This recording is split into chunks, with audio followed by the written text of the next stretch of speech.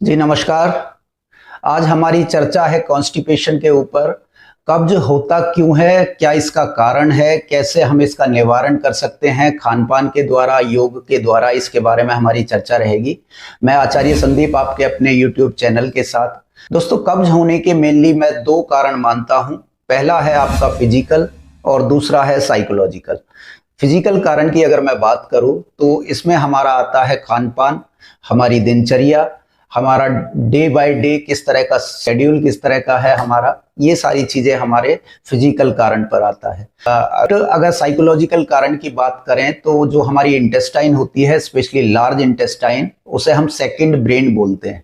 क्योंकि जो हमारा जैसा हमारा ब्रेन रहेगा वैसी ही हमारी इंटेस्टाइन हो जाती है। यानी अगर हम ब्रेन में एब्जॉर्ब करने की हमारी ताकत ज्यादा है, जैसे हम ज्यादा सोचते हैं, ज्यादा थॉट हमारे आते हैं, ज्यादा थॉट को हम एब्जॉर्ब करते हैं, तो इसी तरह हमारी लार्ज इंटेस्टाइन भी काम करने लगती है। वो अपने आसपास के फूड को अपने अंदर एब्जॉर्ब करने लगती है, संग्रहित करने लगती है, इकट्ठा करने लगती है, जिससे उसको पास आउट होने में दिक्कत होती है।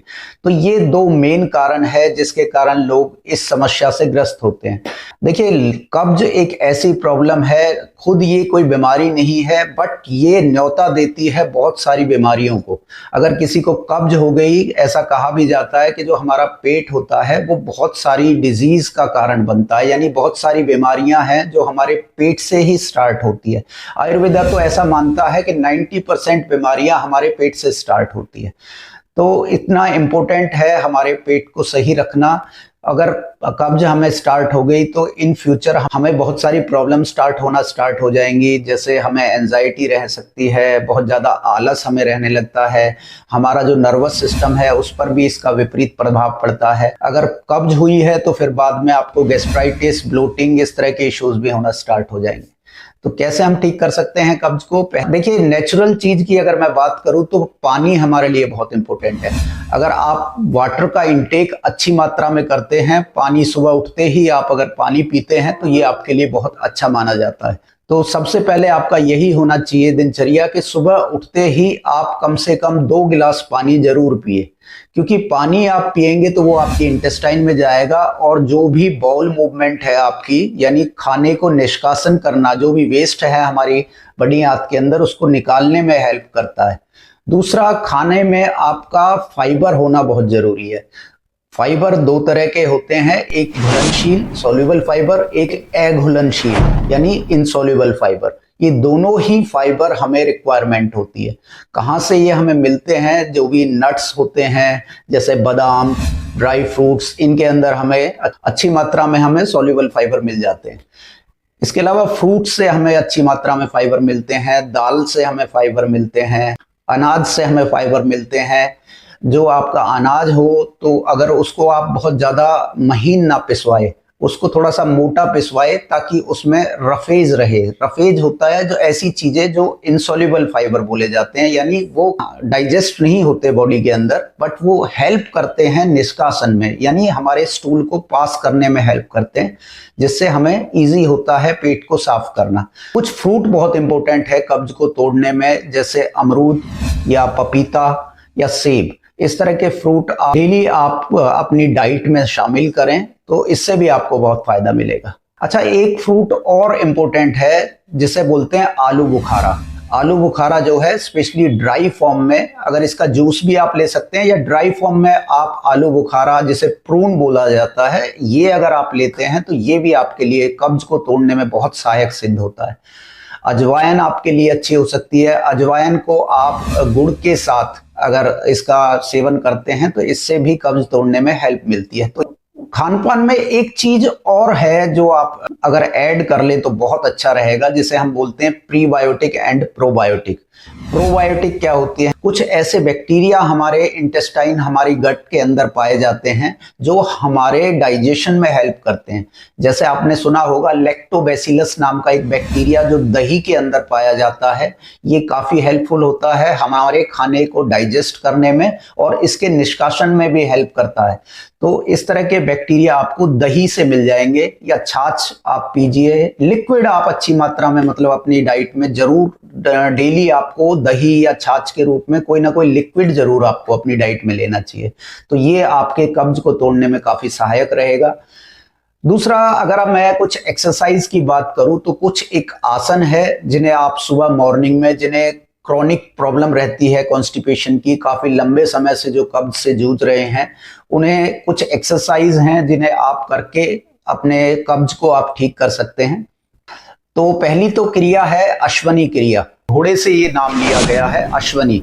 अश्वनी में क्या होता है कि जो हम अपना रेक्टम होता है, यानी जो हमारा गुदा द्वार, मल द्वार है, जो मल द्वार है उसको हम ऊपर की तरफ खींचते हैं और छोड़ते हैं। आपने देखा भी होगा बहुत से जो एनिमल हैं, आप घोड़े को हाथ लगाएं तो वो अपने मल द्वार को अंदर की तरफ खींचेंगे, आप उसकी पीठ पर हाथ लगाएंगे तो वो अपने मल द्वार को अंदर की तरफ खींच लेता है। घोड़े को कभी भी कॉन्स्टिपेशन नहीं होता है, लाइफ टाइम में घोड़े को कभी भी कॉन्स्टिपेशन नहीं होता है। अगर घोड़े को कॉन्स्टिपेशन हो जाए तो उसकी डेथ हो जाती है। तो इतना कमांड उनका होता है अपना इंटेस्टाइन पर, रेक्टम एरिया पर। जिन लोगों की अलर्टनेस रेक्टम एरिया पर कम है, उनको कब्ज की सबसे ज्यादा शिकायत मिलती है। तो अश्वनी क्रिया से हम रेक्टम एरिया पर अपना ब्लड का सर्कुलेशन बढ़ा लेते हैं, यानी उसको खींचना छोड़ना। इससे क्या है कि उस एरिया पर ब्लड का सर्कुलेशन बढ़ेगा और हमारा जो स्टूल है उसको पास करने में आसानी रहेगी। इवन आप देखिए कि जितने भी जानवर है उनको ज्यादातर कब्ज नहीं होती है, क्योंकि उनका रेक्टम पर बहुत अच्छा कमांड होता है। इवन उनका जो सिस्टम है वो हॉरिजॉन्टल है, इस तरह से उनका सिस्टम है। हम खाना खाते हैं और इस तरह से खाना हमारा नीचे की तरफ चला जाता है, बट जानवरों का आप देखें तो जानवरों का सिस्टम इस तरह से हॉरिजॉन्टल है, फिर भी उनको कब्ज नहीं होता है, क्योंकि उनका अपने खान पान पर बहुत अच्छा कमांड है, रेक्टम पर बहुत अच्छा कमांड है। अगर मैं आसनों की बात करूं तो सुबह मॉर्निंग में आप पानी पीकर कुछ चीजें ट्राई कर सकते हैं। जिनको क्रॉनिक प्रॉब्लम है, लंबे समय से जो कब्ज से जूझ रहे हैं, तो कौन कौन से आसन हैं आइए एक बार देख लेते हैं। तो 2 क्रियाएं तो ऐसी हैं जो आपको उठते ही पानी पीने के जस्ट बाद करनी है। तो पहला है आपका त्रियक ताड़ासन। त्रियक ताड़ासन के लिए आप दोनों उंगलियों को इस तरह से लॉक कर लेंगे, आपस में इंटरलॉक कर लेंगे उंगलियां, दोनों हाथों को आप ऊपर खींचेंगे, श्वास भरेंगे यहां और श्वास छोड़ते हुए आपको अपने राइट साइड जाना है इस तरह से। यहां आप होल्ड करेंगे 10 काउंटिंग, फिर श्वास भरते हुए आप सेंटर आएंगे, फिर यहां पर श्वास भरेंगे और श्वास छोड़ते हुए ऐसे ही आप अपनी अपोजिट साइड जाएंगे। यहां 10 काउंटिंग रोकेंगे, फिर सेंटर आएंगे।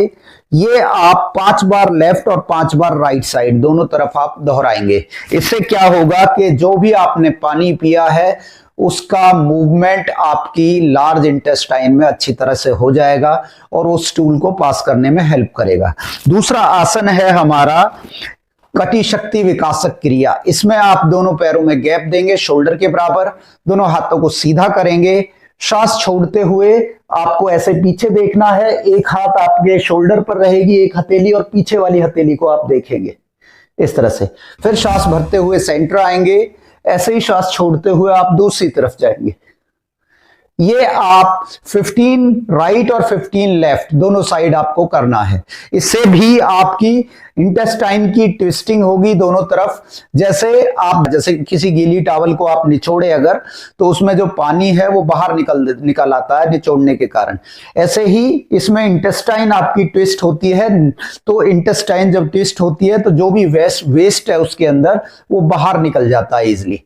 तो ये 2 क्रियाएं आप पानी पीने के तुरंत बाद बिना फ्रेश हुए सबसे पहले करेंगे अगर, तो आपकी अगर पुरानी लंबी कब्ज भी है उसमें भी आपको फायदा मिलेगा। इसके अलावा 3 आसन आपको बैठकर करने हैं। तो शौच के निष्कासन के बाद आपको 3 क्रियाएं करनी है। पहला है आपका अश्वनी क्रिया जो मैंने बताया आपको अपने रेक्टम एरिया को, मल द्वार को खींचना है, छोड़ना है, खींचना है, छोड़ना है। ये आप कम से कम 50 बार 3-3 सेट इसके करें तो इससे आपको बहुत फायदा मिलेगा। अपने रेक्टम एरिया पर ब्लड का सर्कुलेशन आपका बढ़ेगा। इसके अलावा एक और आसन है, बहुत इफेक्टिव है कब्ज में, जिसे बोला जाता है सुप्त वज्रासन। सुप्त वज्रासन के लिए आप सबसे पहले वज्रासन में बैठेंगे।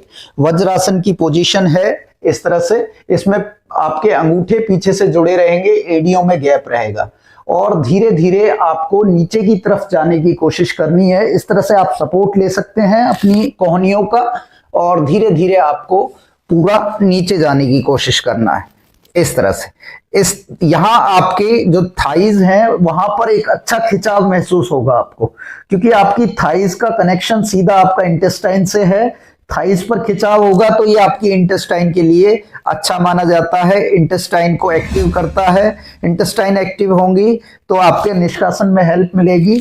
कम से कम 30 काउंटिंग आपको इस पोजीशन में स्टे करना है, इस तरह से नॉर्मल ब्रीदिंग के साथ। और फिर धीरे धीरे आप अपने एल्बो का सपोर्ट लेते हुए धीरे धीरे वापस आएंगे। ये आप 3 सेट करेंगे। और एक और इंपॉर्टेंट आसन है हमारा अर्ध उष्ट्रासन, हाफ कैमल पोज भी जिसे बोला जाता है। इसके लिए आप दोनों पैरों पर इस तरह से खड़े होंगे, दोनों हाथों को आप कमर पर रखेंगे और सांस भरते हुए इस तरह से आपको पीछे की तरफ कमर मोड़ना है। यहां 10 काउंटिंग रुकेंगे और धीरे धीरे वापस आएंगे। इस आसन के भी 3 सेट आपको करने हैं। लास्ट आसन है हमारा सेतुबंद आसन। सेतुबंद आसन के लिए आप लेट जाएंगे सबसे पहले इस तरह से, पैरों को मोड़कर दोनों पैरों में शोल्डर के बराबर गैप रखेंगे, दोनों हाथों को नीचे रखेंगे। सांस भरते हुए आप अपने कमर वाले हिस्से को ऊपर की तरफ उठाएंगे मैक्सिमम, पूरा बॉडी का वेट अपने शोल्डर पर ले जाने की कोशिश करना है। और यहां कम से कम 15 काउंटिंग आपको स्टे करना है, सांस रोक के रखना है और धीरे धीरे वापस आएंगे। इस आसन के भी 3 सेट आपको करने हैं। एक चीज और ध्यान रखेंगे कब्ज के लिए, ज्यादातर जो लोग बहुत सारे इसके लिए औषधियां लेते हैं, तरह तरह के चूर्ण लेते हैं, इस तरह की चीजें आपके लिए, आपकी इंटेस्टाइन के लिए भी लंबे समय तक अगर आप इस तरह की चीजों का सेवन करेंगे वो अच्छा नहीं है, क्योंकि एक डिपेंडेंसी बन जाती है।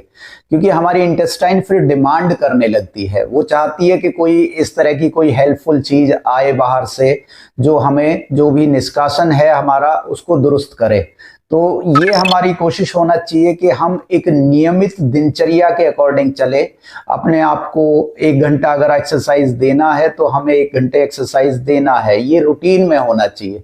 अगर आप अपने लाइफस्टाइल को अच्छा कर लेंगे तो आपको निश्चित तौर पर कॉन्स्टिपेशन में बहुत बड़ा बदलाव एक दिखाई देगा। केवल कॉन्स्टिपेशन में, ओवरऑल आपकी पूरी ओवरऑल हेल्थ के अंदर आपको एक अलग बदलाव दिखाई देगा। जी नमस्कार।